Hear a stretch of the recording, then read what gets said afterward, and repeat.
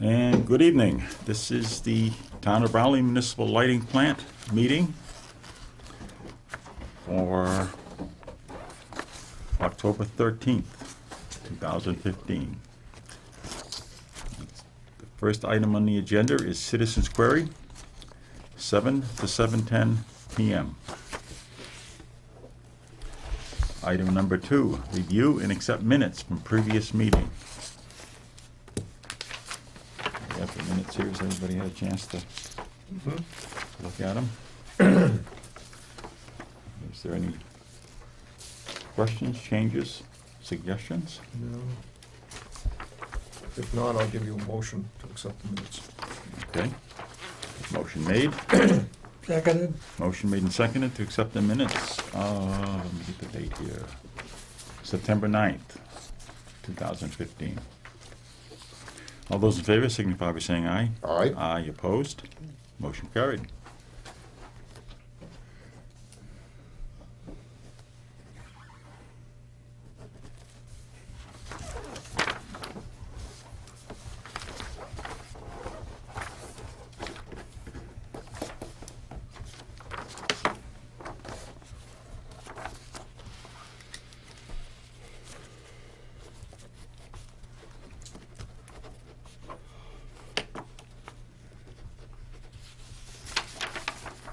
Thank you, Ken.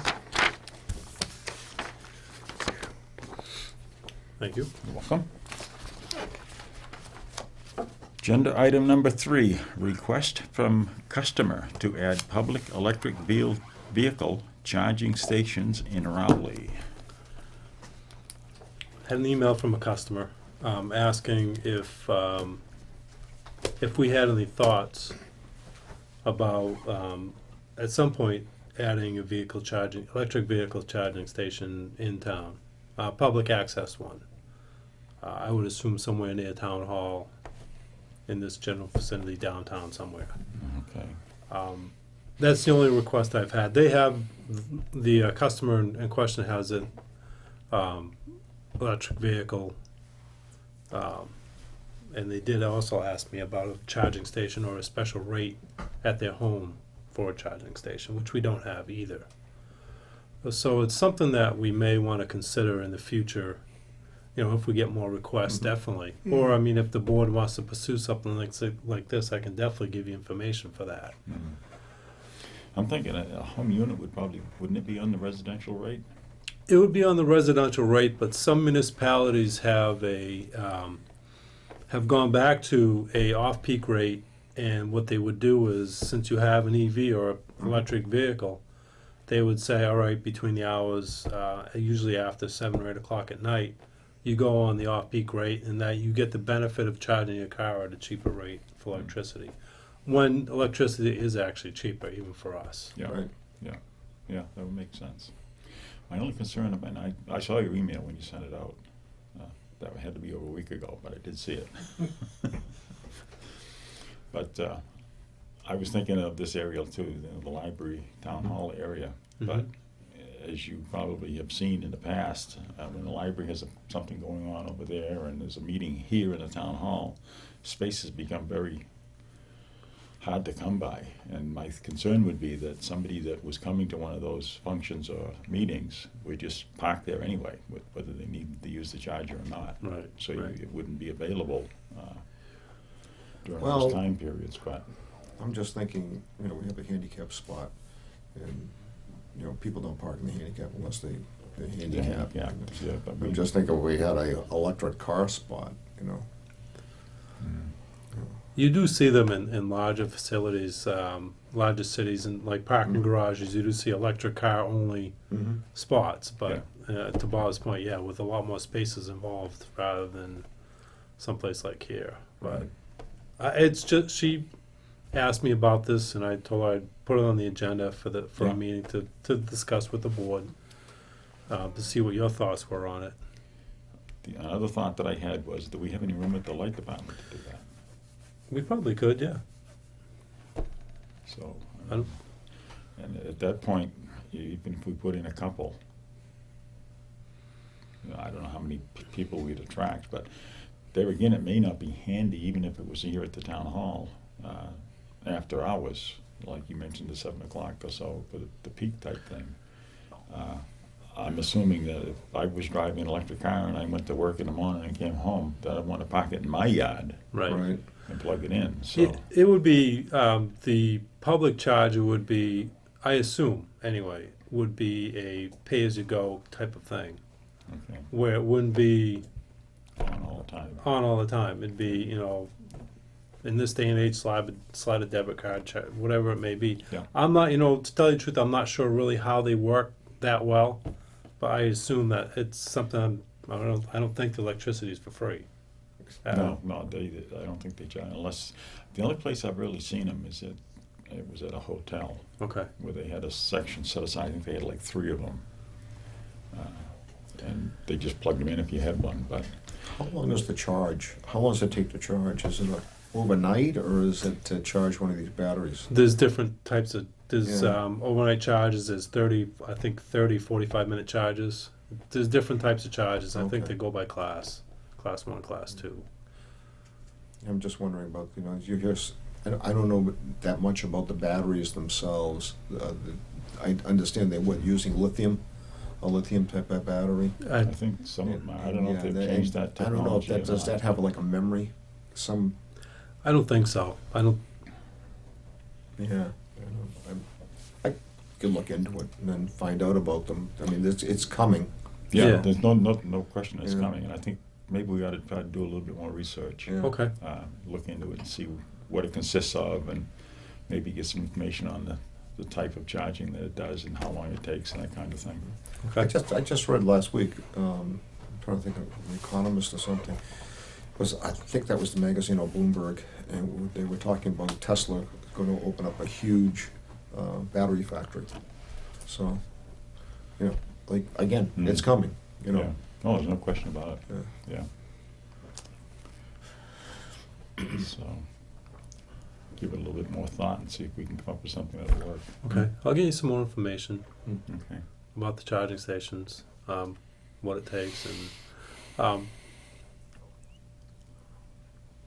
as I said, they also did request if we had an off-peak type of rate, if that's something we want to look into as well. Just I think if it be, if they do come along and we get a few of them in, then we probably should look at that off-peak rate. okay. Yeah, that All would right. help us too, to some degree. Yeah, I think we'd have to distinguish what its uses were too, Yeah. so we didn't have just Oh, everybody. definitely. Yeah. I mean, most municipalities have it for the benefit of people who are trying to conserve, whether Right. it be EVs or something like that, So that's something we'll have to look into. Yeah. I don't know if we should set, just food for thought, but, is there a threshold with, you have so many electric cars in your community, then Well, it's kind of, I think it would be, particularly if they get more and more of them, it's going to be hard to control that, Bob. I Right, really think yeah. so.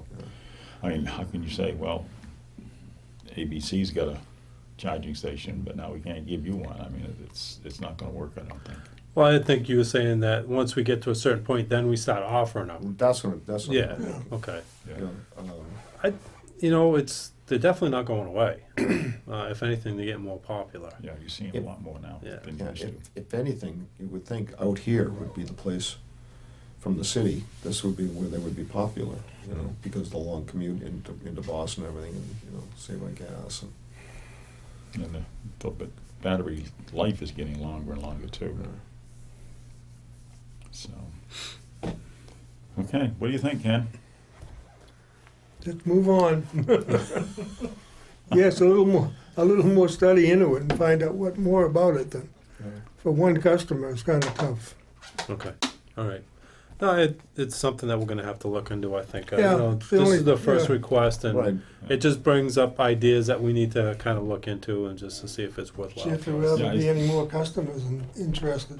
Maybe we could find What did we some do systems. with our electric car? Where did we charge that? Right at the shop all the time? Well, this that wasn't a true electric car. That was a hybrid, so it was gas electric. This one is a true just electric car, no gas involved at all. Really? Yeah. And I would think at some point we would want to approach some of the businesses like the mall and the stores up on Route 1 and things Mhm. like that, to see if they would be interested in doing something in that line. Yeah. So we could offer them, well, it wouldn't be an off-peak rate because they'll probably do it all day long. No, it'd be one of those public charging stations where you'd probably pay as you go type of thing. Yeah. So. Okay. I remember years ago, I went to Switzerland. I went up to Zermatt. The whole town is all electric because they can't have combustion engines in the town because the whole valley would fill up with smog. So they banned all the combustion engines, and everything was electric in the town. You know, they had little tiny small carts that Yeah. move around. Well, electric cars have been around since the combustion engine was first built, so it's they're not going Been away. around a long time. Yeah. Well, Okay. Okay, so get a little More more information. Give that some more thought. Okay, item number 4 is Raleigh Generation Project.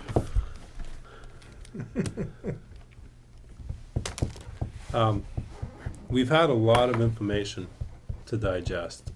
We had just had another meeting a couple of weeks ago on this with more information, and I did forward you more information from that meeting, PowerPoint presentations, and Excel spreadsheets.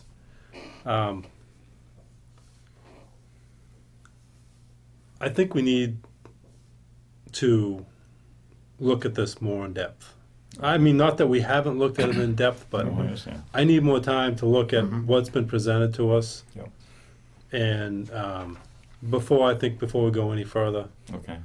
I can give you the PowerPoint, the printed version of it now, and you can look at that. It's something that Tangent has sent to me. I believe I did forward it to you. Yeah, it was one, I think you forwarded one email and it had like 24 pages. This one only has 7, I believe. 7, okay. Yeah, but I'll give you that one. I know there was one that was very long, so. Oh, that one was probably from Chris, I think. That one had a lot of pages. But. Thank you. So this is something you can look at your leisure, and this is something that, in response to Roger Cotty's and Chris, why did the printer kind of did that backwards that way. That's so you can flip it over. There we go. At the last meeting, we had Chris Paulett and Roger Cotty do a presentation, and this is Greg and his Dave Turner from Tangent were after Chris and Roger. This presentation here that I just gave you was kind of in response to what Chris and Roger had presented. Oh, okay. So he just wants to make sure that the commissioner understands his side of the proposal. Mm-hmm. So what we can do is, I think, my opinion, and let me know if you think otherwise, that we should kind of keep looking at this, study it for another month. I need to do some more homework on what's been presented before we go any further. So Yeah. I'd like to go till the next meeting before we do anything else on this. Okay, no, I think I have to agree with you. I'd like to get as much information as we can, just so we can make a informed decision. I really do. And Mm-hmm. given tonight's headline on the 6 o'clock news, Oh, What's that? Pilgrim Point's going down. Oh, you heard you. Yeah. not good news. That's Not good news at all. And I mean, we would definitely then, at that point, need something like this just to maintain our own Yeah. Yeah. reliability. Yeah. Electric costs will skyrocket. Yeah, It may. They're gonna go up, there's no question. It's we'll see. That's something that needs to be ironed out. We'll see. The news has been very dramatic on what they've said about it. Mm. It's just going before the ISO now. We'll see what the ISO has to say about it. I mean, the ISO has a lot of say in what's going to happen, so let's see where it goes from there before we get too excited about it. I know the news tends to. That's an Really? older plant than Seabrook. Pilgrim's older than Seabrook, yeah. Yeah. Seabrook's the newest one, I think, in the area. Yeah. I believe. I'm not sure, though. But Pilgrim's been plagued with problems over the years. Yeah, it's a different design in Seabrook too. Yes, I believe so. So if you don't mind, I would like to basically not table it, but move this to the discussion more to the next meeting so Yeah. we can, I can Yeah, have I'm time to not- look at this Yeah, and, I'm not really comfortable right now okay. making a decision.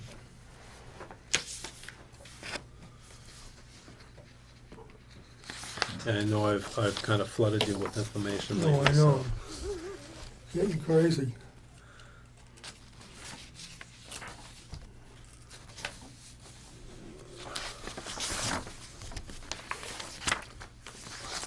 Okay. So is there any further discussion, Dan, on that?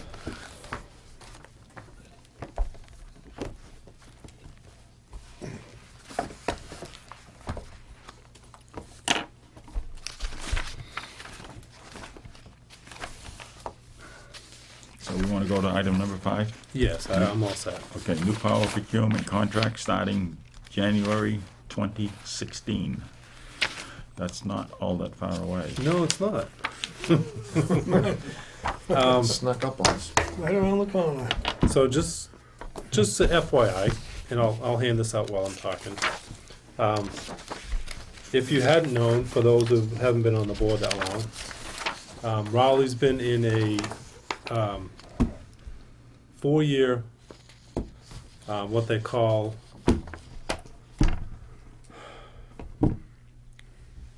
oh yeah, right. Now I'm gonna blank it.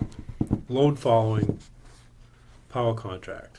And what that is Raleigh purchases a certain percentage of our load from one entity for those entire 4 years. Mm.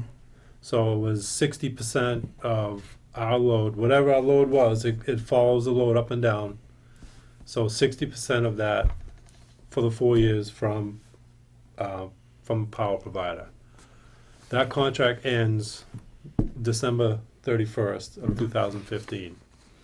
So I've been in the process of trying to set up a new power contract going forward, starting January 1 of 16, getting prices, dealing with Energy New England on deciding how we want to proceed. Do we want to stay with the same type of contract, i.e. a load following contract? Do we want to go with there's numerous different options, and I don't know if you want me to go through all of them, but there's load following, there's managed load following, there's heat rate index or a gas contract. You can add gas to the load following. There's numerous different types of contracts you can do. What I settled on was a basic block purchase contract. So what that is a power contract that buys a certain amount every hour of every day. So Energy New England takes our load, and our load varies hour by hour every day, takes and sizes blocks for each one of those days, for each hour. Takes that information and send it to 5 different power suppliers that we 5 different power suppliers that we have that we have contracts with right now, EEI master contracts with, and says, this is the load, what do we get for pricing? Price it for us, and we'll see, if it's good pricing or not. So we did that, and well, first I looked at all the other options and decided on that this was the best avenue for us. It's the most simplified. It seems to have getting us the largest amount of suppliers to actually bid on it. So for me, the more suppliers you have, the more likely you are to get a competitive price. So we put it out for pricing. We got a number of different suppliers that came back with the pricing. We settled on one supplier that was the lowest, and this is what you have in front of you. It's actually Shell Energy. And our past contract, we were paying roughly 6 cents kilowatt hour wholesale. This contract, we've got it for, and excuse me, let me drop back one. This is a block purchase contract, but it's laddered in from 16 through 2019. Mhm. What that means is we buy in a certain percentage of our load. For 16, it was like 80% hedged. 17 was less, 18 was even a little bit less, and then 19 was even less. What that does for us is we watch the power supply prices, and if it keeps going down, 4-1 of next year, we say, well, we still have these gaps that we need to fill in our contract. Prices are cheap. All right, let's fill in another 10% of that load right now at this price.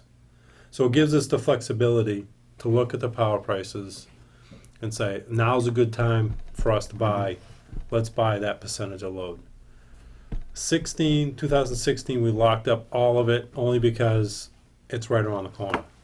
It's only, a few months away, so we decided that it was the best avenue to lock up 16 to our hedged value of 80%, 82% hedged, which means we're covered under contracts for 80 to 82% of our load.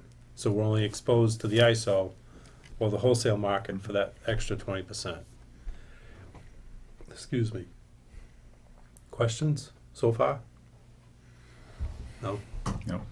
So, we're covered for 80% for 16. 17 was a lot less. 17, I believe, was only, and I can't remember the number off the top of my head, but 17 was a lot less. We're only like 65 to 70% hedged. 18 was 30 to 40%, and then I think 19 was only like 30% hedged. Wow. So, but we're leaving room as the price, because the prices have done nothing but go down right now. Mm-hmm. As you can see, I mean, we were up around six cents the last contract. Yeah. These numbers for 2016 were 4.5. All in for that whole tranche that I just mentioned was 4.5 cents. So we saved a penny and a half right there, right off the top. Yeah. By just doing what we just did with the power contract. And we can pass those savings along to our customers, starting in January. You look like you have a question, Bob. I'm thinking. Okay. So we're out to 2019 Yes. in the contract, and that just happens to be the same time that Pilgrim Week will be going down. It's a little different only because this is purchasing. Let me think about that for a second. Will that affect the rate? Pilgrim will affect our capacity payments, Okay. and we talked about ICAP. We talked about forward capacity market in previous meetings. Pilgrim may affect that number dramatically. Will it affect our wholesale power prices? Not as much, more than likely. Because there are going to be some units, and plus we're going to be under contract, and we can also purchase going out further. And the way I was talking about laddered approach, well, next year we can say prices are still coming down, even for 2020. Let's lock up a portion of 2020. So next year, Q1 of next year, we say 17's at a certain rate, say 50% hedged. Prices are still going down. Let's lock up another 10%, maybe even for 17, 18, 19, and then a 10% in 20. So that's what we can do as far as a laddered approach. Will it affect the prices of the wholesale level? I don't know. That's a good question. And a lot of it depending on what happens with Pilgrim, what the ISO's plan is for, because we're going to be deficient by 670 megawatts. Yeah. Wow. They say it's only like 10% of the state's energy use. So it's not a huge number, but it's still a pretty good size Do number. they have any 10%, plans to yeah. put another plant in? No, I don't Like think. gas-fired I don't plant? think Next Energy does. You would have heard of it probably by now, because more than likely for a plant to be online at that date, you'd probably already hear about it. Yeah, you'd have to. Because as I'll use the Footprint plant in Salem as an example. They started probably a year and a half ago with the process. They went through a lot of what's the right word, political word for that?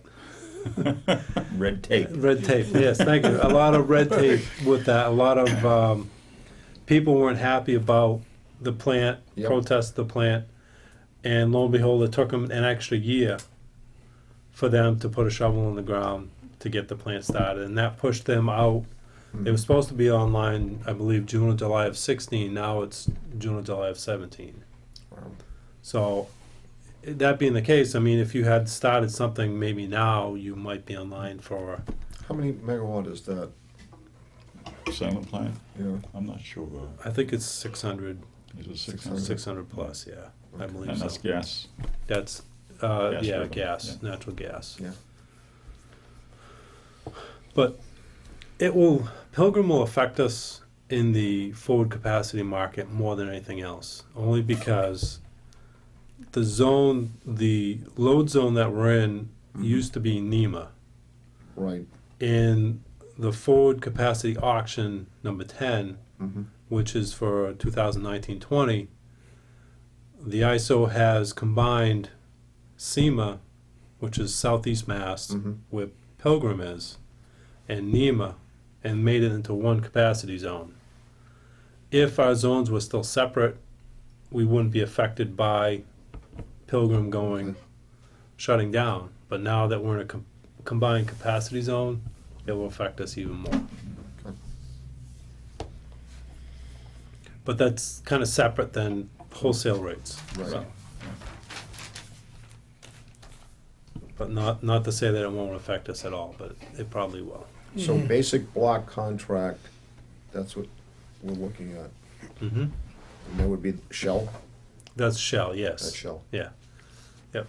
It's going to start January 1, 2016.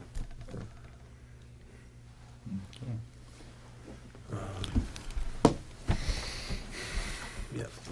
That's all I had on that. If you have any questions, think about any questions in the, you just email me and let me know.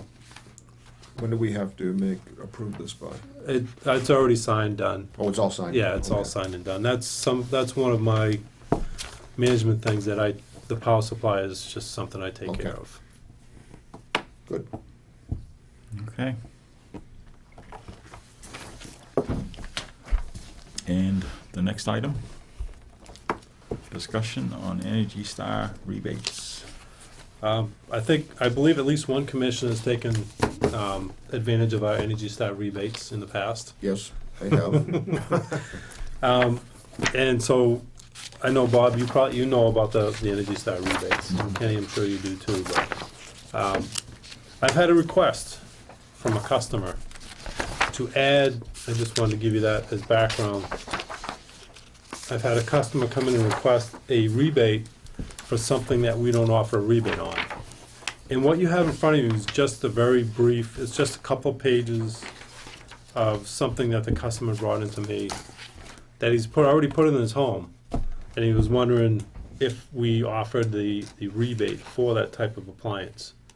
I'm saying, not right now, but, I will definitely approach you, look into it, as far as what we would give for a rebate, what other municipalities are doing for this, and contact Energy New England, who does our energy conservation program, to look into it and see if this is a viable thing that we should offer, basically, an energy rebate on. So exactly what do we have here, Dan? It's a hybrid hot water tank, Yeah. Mhm. and I tell you the truth, I don't know a lot about them. and that's- I'm just wondering what the difference is between this one and a regular hot water heater.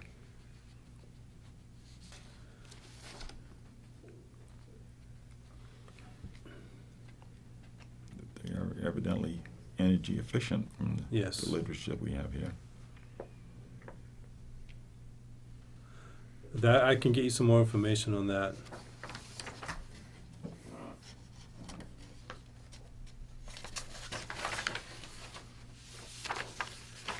So I assume now that you're gonna try to set a rate for the Energy Star rebate for those.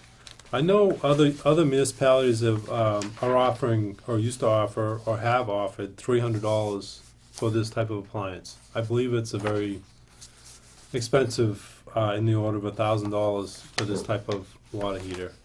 Now, what is it? They're saying a hybrid water heater? Yeah. It's both gas and electric? or- I will get you more information on that. I Okay. apologize.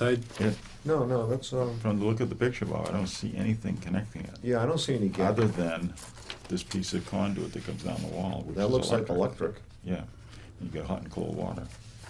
I don't see any other connections to any fuel supply. Well, it has two drain pipes, did you notice it? Yeah, It has the emergency overflow, and then it has another piece of plastic conduit coming out. and that's going into a drain. Into Must a be drain also. Condensation possibly, Could be. when they use plastic like that. I will get you some more information. And I have not heard back from Energy New England as far as Yeah, they this need- appliance goes. How So they, you might be able to get some information from them as to how it operates and Yes. what it really does. I'm sure I can get you more information online as well as on this appliance. I will do that and get back to you. Is this something we're interested in expanding the, I know you need more information, but I just want to, before Well, I think we probably have an obligation to look into anything that might help the customer, okay, that's kind of what I thought. because we're customer orientated. At least I hope we are. And, Just wanted to remind everybody out there about the Energy Star rebates, Yeah. because I think a lot of people, I replaced all my, that's the reason we were talking, I replaced all my appliances and it was a significant savings. People should take advantage of it if you're gonna, especially gonna do all your, appliances in your kitchen, something like that. yeah. Mhm.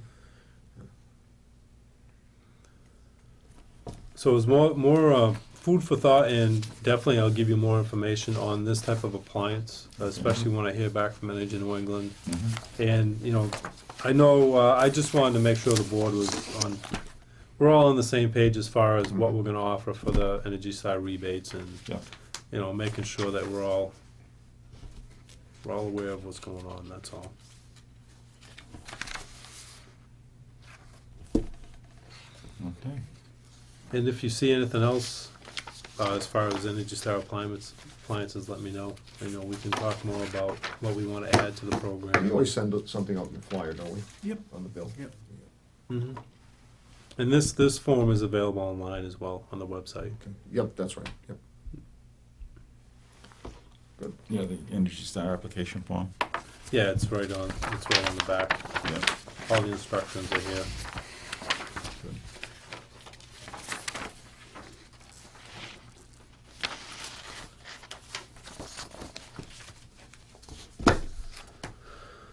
And just for your reference, I'll get you a whole thing on how the whole program works. I'll get you a breakdown on how the program works, so Okay. that way you know. Okay.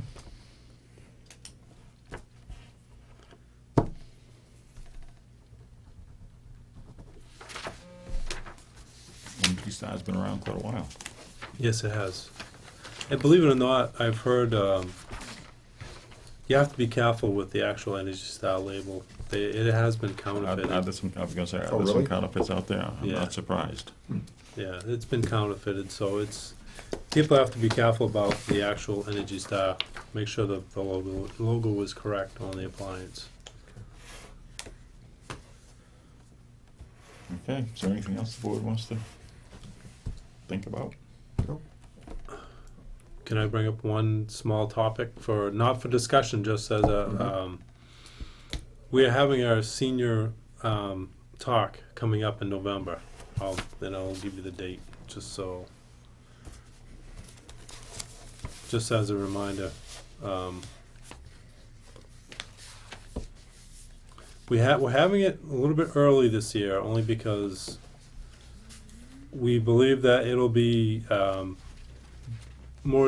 better attended than waiting till after the holidays, after the first of the year when it's colder. Plus, we're talking about winter safety, and by the time we talk about it, it tends to be after or in February, March Yeah. sometime. Yeah. So now we're gonna bring it up in November with the seniors. That way, you know, they have a chance to listen to this, you know, get ideas for the winter that's coming along.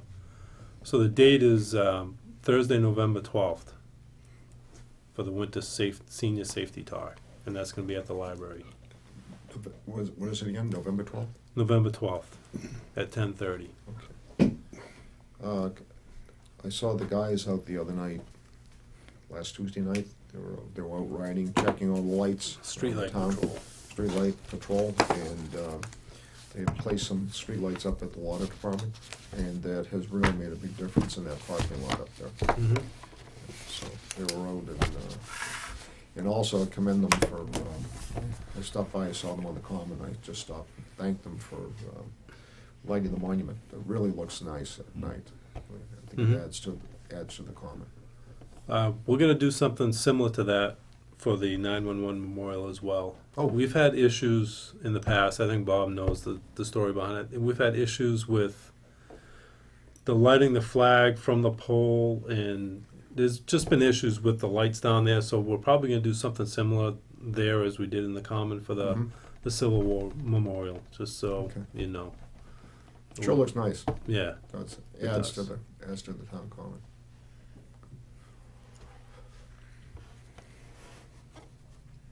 Okay.